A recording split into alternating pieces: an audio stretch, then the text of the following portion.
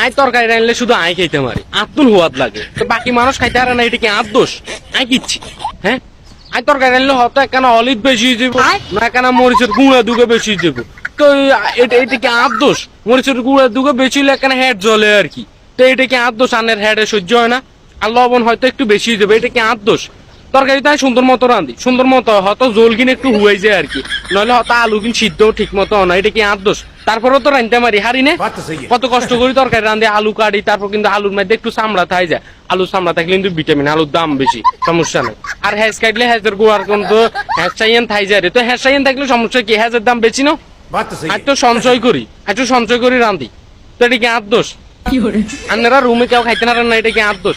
এত ঠিক মতো রাঁধি, ঠিক মতো রাঁধি, ঠিক মতো বেগিন দি, অনেকটার মধ্যে লবণ মরিচ অলিচ যদি বেশি হয়ে যায় এটা কি আর দোষ? তো আনের হেডে গাম পাইলে এটা কি আর দোষ? আর তো কিছু না, তো হুয়াত করি খাই, আর তো হুয়াত লাগে সেই স্বাদ।